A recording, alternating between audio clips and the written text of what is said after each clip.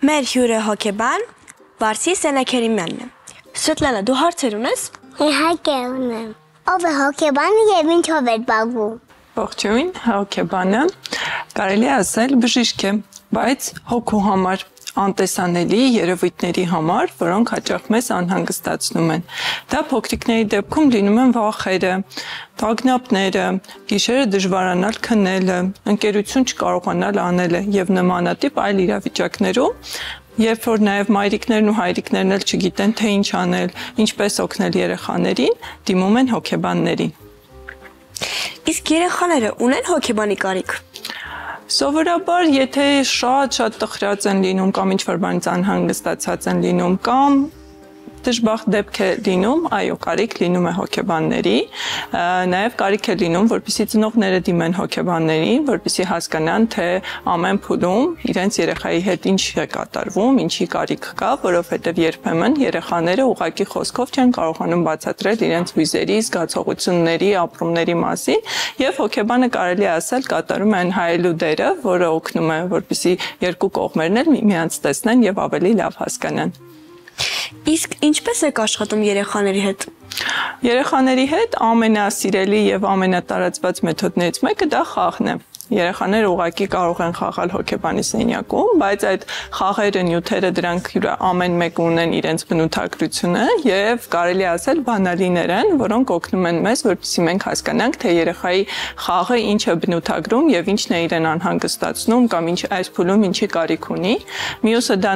նկարելու մեթոդներն են, նկարչական մեթոդները, երաժշտության մեթոդները, ավազով, այսինքն այն ամենը, ինչը ոչ անուղղակի կերպով կարող է արտահայտել այդ պահի երեխայի զգացողությունները։ Հոգեբան բժիշկը պետք է վախենանանիչ։ Առհասարակ բժիշկներից էլ պետք չէ վախենալ, հոգեբաններից եւս, ոչ նրանք բժիշկներ չեն, Հայաստանում հոգեբանները բժշկական կրթություն չեն ստանում, բայց նաեւ կարողանում են բուժել։ Հոգեբանության մեջ ախտորոշումներ կան։ Այո, կան, ունենում ենք ախտորոշումներ, բայց դրանք տրվում են համապատասխան բժիշկների կողմից, օրինակ հոգեբույժների կողմից կամ մանկական նյարդաբանների կամ մանկական հոգեբույժների կողմից։ Եթե երեխան դիմում հոգեբանի պետք է դե խմի։ Դա պետք է շատ դժվար ինչ-որ մի բան լինի, ինչ-որ իրավիճակ, որը որ անհաղթահարելի լինի, նոր այդ դեպքում, հատկապես երբ որ բժիշկների հետ խոսել են, քննարկել են դրա կարիքը կա, ապա այո, բայց սովորական դեպքերում, երբ ուղղակի այցելում ենք հոգեբանին, որպեսզի իմանանք ինչպես ենք մեզ զգում, ամեն ինչ մեզ հետ կարգին, այդ դեպքերում կարիք չկա դեղորայքի։ Իսկ որոնք են ամենատարածված հոգեբանության խնդիրները երեխաների շրջանում։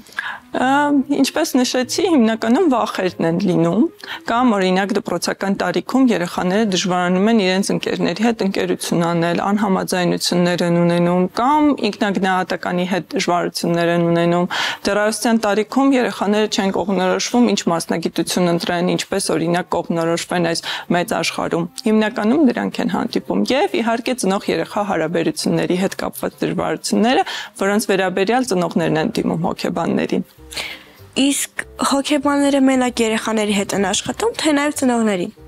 Նաև ծնողների հետ։ Հիմնականում առաջին հանդիպման ժամանակ տեղի ունենում, այսպես ասած, եռակողմ հանդիպում, մասնակցում են երեխան, ծնողը եւ մասնակետը, որից հետո որոշում են, թե որ ուղղությամբ շարժվեն։ Եթե կարիք է լինում, շարունակում են ծնողների հետ աշխատանքը 1-2 հանդիպում։ Եթե կարիք է լինում, անմիջապես սկսում են երեխայի հետ աշխատել, բայց արդյունավետ աշխատանքը լինում է այն ժամանակ, երբ բոլորը միասին ներգրավված են լինում։ Եթե դուք մեզ եք կանք դե ուղղակի հոգա։ Այո, կարող եք մեզ ուղղակի հյուր գալ, խոսել, քննարկել, ծանոթանալ սենյակին, խաղալիքներին ու շփվել մասնագետների հետ։ Ինչ խորհուրդ կտաք ծնողների առողջ հոգեբանությամբ երեխա դաստիարակելու համար։ Ընդունել իրենց փոքրիկներին, երեխաներին յուրաքանչյուր փուլում այնպիսին, ինչպիսին որ կան, փորձել հասկանալ, թե իրենց փոքրիկի առանձնահատկությունը ինչում է կայանում, ինչպես կարող են իր հետ ընկերանալ, համագործակցել եւ ուղղակի հաճախ ժամանակ տրամադրեն ուղղակի համատեղ խաղի կամ ժամանցի։ Ինչ կմաղթեկաշը բոմ անդուկներին։ Ամենակարևորը առողջություն, հանգստություն եւ ապահովություն։ Շնորհակալ ենք մեր հարցերին պատասխանելու համար, հաջողություն եք մաղթում։ Շնորհակալություն։